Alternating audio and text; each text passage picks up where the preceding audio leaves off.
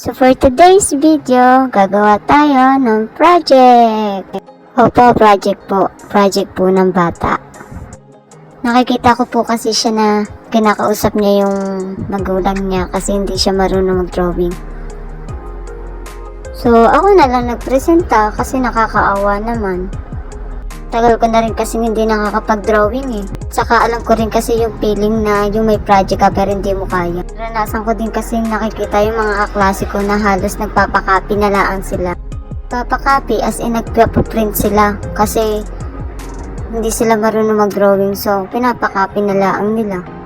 Kaya malaking bagay din na marunong ka sa art. Kaso nga lang hindi naman yung iba binayayaan. Kaso nga lang ako, binayayaan nga ako mag-drawing, magkutingting ng kung ano-ano. Kaso nga lang, hindi naman ako marunong kumanta, sumayaw.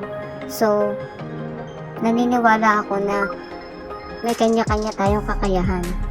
As in, mga talento na ibinibigay sa atin, Lord. Thankful na lang tayo kasi nga, yun yung ibinigay sa atin. Kaya nagagamit natin, lalo na sa school.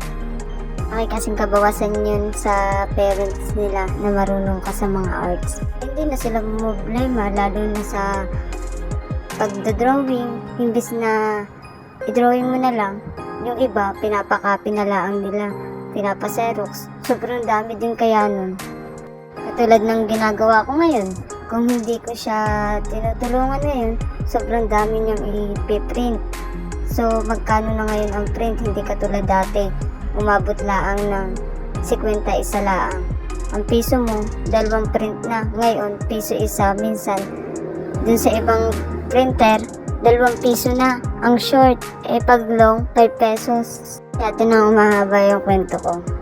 Ako naman nagpresenta laang. So, siya, salamat. Panoorin nyo na lang ang next video ko.